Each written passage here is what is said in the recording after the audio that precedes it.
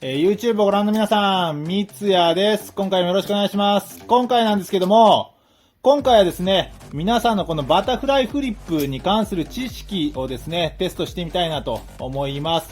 今回はですね、第1回目っていうことなので、すごく簡単な初歩的なですね、これだけは知っておいてもらいたいなっていった問題を10問準備しましたので、ぜひトライしてみてもらえたらと思います。はい、基礎的な内容になってますのでね、普段僕のチャンネルのね、動画とか見てくれてる方はね、全然つまんないというかね、簡単すぎるって思うかもしれないですけれども、はい、ぜひトライしてみてください。ちなみに合格は10問あるんですけれども、9問以上とさせてもらいます。1問しかミスできないっていう感じですね。ほとんどがですね、4択になっていますので、運でも当たる場合もありますし、ほんと基礎的なこれだけ覚えておいてもらいたいっていうような問題ばっかりになってますので、はい、10問中9問とちょっと厳しいですけれども、合格ラインはそれにさせてもらいます。最初の方にね、問題一気に10問流させてもらって、後半に、その答え合わせと解説をね、していこうと思いますのでね、はい。ぜひ頑張って全問正解目指してください。じゃあ早速ね、問題の方を始めていこうと思います。第1問です。僕のね、チャンネル名にもあるバリソン三ツ矢のね、バリソンなんですけども、このバリソンの意味は何でしょうか？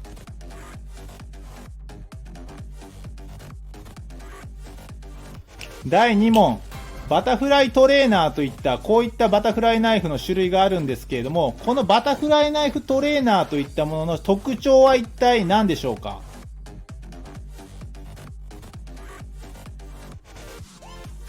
第3問、バタフライナイフには2本ハンドルがついてるんですけれども、こちらのハンドルのことを何ハンドルと呼ぶでしょうか？ヒントは刃がついてる方のハンドルです。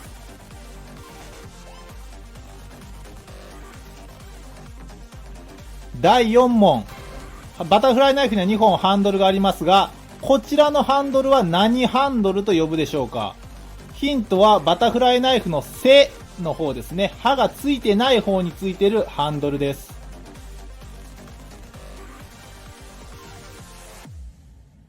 第5問、バタフライナイフの動きにおいて重要なこの部分ですね。一個ずつあるんですけど、この部分のことを何と呼ぶでしょうか？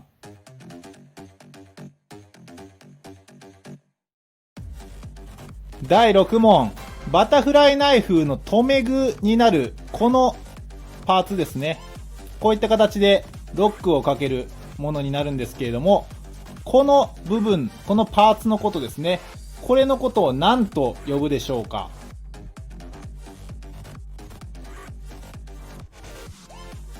第7問、バタフライナイフを調整する上でこのネジを締めたり緩めたりする必要が出てくるんですけれども、その時に使うこういった工具ですね。はい。星型のドライバーのものがあるんですけれども、このドライバーのことを何ドライバーと呼ぶでしょうか？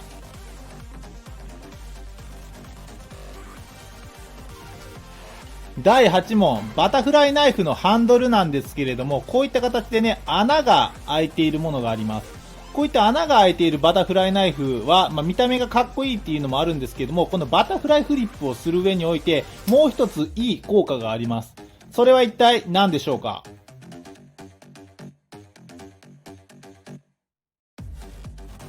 第9問、この技は何という技でしょうか？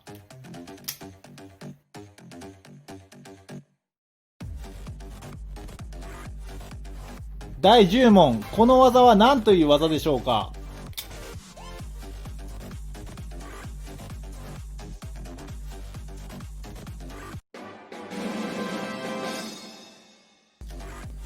はい、10問終了しました。簡単すぎって思った人もね、結構いるんじゃないでしょうか。ただね、バタフライナイフの初心者というか、素人の方にはですね、この問題なかなか解けないかなと思いますけれども、ちょっとね、このバタフライナイフについて知識がある方だったら、結構簡単にね、解けた問題じゃないでしょうか。バタフライフリップの話をする上でね、この10問分は、全部把握というか、理解しておいてもらえた方が、話がスムーズにね、しやすいかなと思いますね。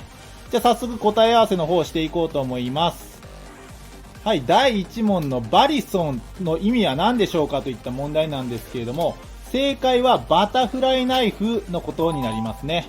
日本ではですね、このバタフライナイフのことをバタフライナイフって呼ぶことが多いんですけれども、海外ではですね、これのことをバタフライナイフではなくてですね、バリソンと呼ぶことが多いです。はい。なので、バタフライナイフと呼んでも、バリソンと呼んでも、どちらでも通じるんですけれども、海外ではバリソンと呼ぶのが一般的ですね。なんでバリソンって呼ぶのかって言ったら、いろいろ諸説あるんですけど、もし興味のある方はね、ぜひ調べてみてもらったらと思いますね。バリソン三ツ矢のバリソンは、バタフライナイフっていうことなので、言い方変えたらバタフライナイフ三ツ矢になりますね。バタフライナイフを使う三ツ矢っていうことで、非常に安直なネーミングですね。はい。第2問でこのバタフライナイフトレーナーというものがあるんですけど、このトレーナーの特徴とは一体何でしょうかといった問題なんですけれども、正解は刃がついていないが正解です。このね、バタフライナイフっていうものは基本的に刃がついているんですけども、これはね、見ての通り先端も尖ってないので刺さらないし、当然切れることもないですね。はい。安全な練習用ですね。その名の通りトレーナーというだけあって練習用のものになります。で、もうフリップ専用にね、作られたものになりますね。これを使えばね、怪我することなく安全にね、フリップできますのでね、もしね、バタフライフリップに興味を持った方がいたらですね、まず最初は間違いなくこのトレーナーをね、購入して、このフリップっていうものをね、安全に楽しくね、遊んでみてもらえたらと思いますね。それと違ってですね、こちらのバタフライナイフですね、本物の刃がついているものはですね、見ての通りですけれども、この刺さるし、切れるしっていうことで、非常にね、危ないものにはなりますね。最初にね、やりたい方はですね、この刃がついているものよりは、このトレーナーというものですね、安全に練習できるものになってますので、こちらの購入をお勧めします。非常にフリップもしやすいのでね、本物のバタフライナイフと遜色ない、もうすごく振りやすいものになってますのでね、はい、ぜひ初心者にお勧めです。第3問ですけれども、こちらのハンドルのことを何ハンドルと呼ぶでしょうかといった問題なんですけれども、正解はバイトハンドルと呼びます。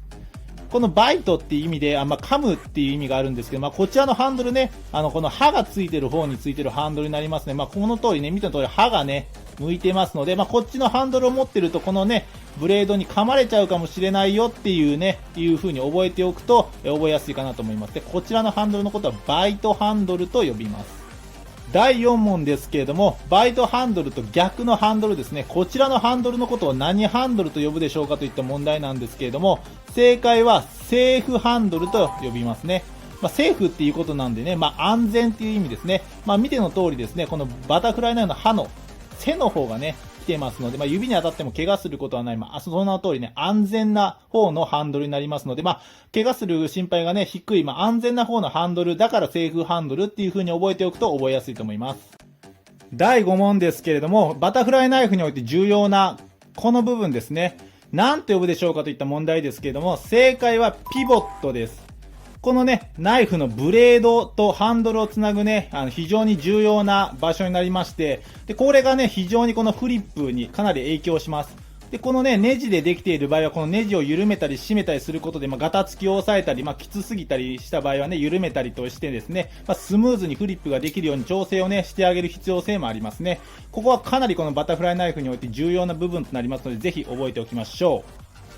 はい、第6問でこのハンドルをロックするこの部品ですね。この部品のことを何と呼ぶでしょうかといった問題なんですけども、正解はラッチになりますね。はい。この部分があることによって、このね、ハンドルをロックすることができるものになりますね。はい。ただ、このね、ラッチなんですけども、バタフライフリップにおいてはですね、基本的に邪魔でしかないので、最近の主流としてはですね、こういった形でもラッチそのものがない、ラッチレスといったね、デザインのものが流行してますね。はい。このフリップする上において、このラッチは基本的に邪魔なものになりますけれども、はい。このキメラなんですけども、特徴的でね、このラッチがついてるんですけども、こういう風に押し込むことによって、収納できるね、こんな特殊なね、デザインのものもありますので、基本的にこのラッチっていうものは、基本的に邪魔なものになりますね。で、このラッチは基本的にこのバイトハンドル側ですね、刃がついてる方についてるものになりますね。時々ですね、ミスってこのセーフハンドル側につけたりとかしてる人がいるんですけども、それはですね、本物の刃がついてるものを使ってる時に使うとですね、間違えて逆のハンドル持ってることになるので非常に危ないのでね、このバイトハンドル側にラッチはつけるようにしましょう。第7問でピボット部分のネジだったりとかをですね、締めたり緩めたりするのに使うこの工具ですね。何ドライバーと呼ぶでしょうかといった問題なんですけども、正解はトルクスドライバーになりますね。この星型なのが特徴的なんですけども、基本的に日常ではね、プラスドライバーとかマイナスドライバーとか、六角とかをね、使うことが多いとは思うんですけれども、バタフライナイフにおいて使われているのはこのトルクスドライバーがほとんどになりますね。はい。T6、T8、T10 のね、この3種類が使われていることがほとんどなので、この3本を持っておくと、メンテナンスには困らないと思いますね。第8問でこのバタフライナイフのハンドルに穴とかがね、開いているものなんですけど、これまあデザインとしてかっこいいっていうのもあるんですけど、このバタフライフリップにおいてね、いいことがあるんですけど、それは何でしょうかといった問題なんですけども、正解は滑り止めになりますね。この穴が開いていることによってですね、この隙間にこう指とかが引っかかったりすることによって、こう、つるっとね、滑るっていうことが、まあ、可能性が低くなることになりますね。この穴が開いている方が、この滑り止め効果もありますので、非常にいいですね。対照的に分かりやすいのがこのトリトンですね。これなんですけど、これはね、ハンドルがもうツルツルなものになりますので、こういうね、穴が開いているものに比べるとどうしてもちょっとツルツルね、滑りやすいといった弱点というかね、欠点がありますね。ただこういうね、ツルツルしたものはこういったものはこういったもので、こういうデザインなのでね、どっちがいいかっていうのは人のね、好みがあると思いますけれども、バタフライフリップをする上で滑り止めの役割はこのハンドルに穴が開いているものの方がハンドルの滑り止めといったね、役割があります。第9問で、この技は何という技でしょうかといった問題なんですけども、正解はホリゾンタルオープンといった技になりますね。ほんと初歩中の初歩、基本中の基本の技になりますね。怪我する可能性がね、かなり低い安全な技になりますね。その割にですね、すごくこう、回転させて開けるのですごくかっこよく見えますね。映画やドラマでね、こうバタフライナイフが登場するシーンで使われている最も一番多い技になりますね。基本中の基本の技です。逆に言えば基本中の基本なのでね、すぐに練習したら誰でもできるようになります。早い人だったら5分ぐらいでできるようになると思いますね。はい。この技はぜひ覚えておきましょう。第10問で、この技は一体何という技でしょうかといった問題なんですけども、正解はクイックドローといった技になりますね。その名の通りですね、もう一番最短でこの刃を開ける技になりますね。実用的な技の反面ですね、派手さが全くない、もう本当に単調な技になりますので、すごく実用的な技ですね。一番早く開ける方法にもなりますので、ぜひね、この名前は覚えておきましょう。はい、いかがだったでしょうか。皆さんは何問正解できましたでしょうか。10問中ね、10問正解された方もかなり多いんじゃないでしょうか。もう簡単すぎっていう方はですね、コメントでぜひ教えてください。もしね、簡単すぎっていう方が多かったらですね、もう少し難しい問題を作ってみようかなと思いますけれども、はい。多分ね、バタフライナイフについてね、全く知らない方は多分この問題全然解けないと思いますけれども、この問題が10問中10問解けるようであれば、あなたはこのバタフライナイフについてある程度知識があると言っても、過言じゃないと思いますね。はい。もしね、要望が多いようだったら、これもう少し難しいね、中級者向けっていうことで、クイズもまたね、出してみようかなとは思いますけれども。はい。で、10問中ね、9問が合格っていうことで、8問以下だった方はですね、2回目、3回目っていう風にトライしてもらって、10問中10問ね、正解できるようにね、覚えてみてもらえたらと思いますね。はい。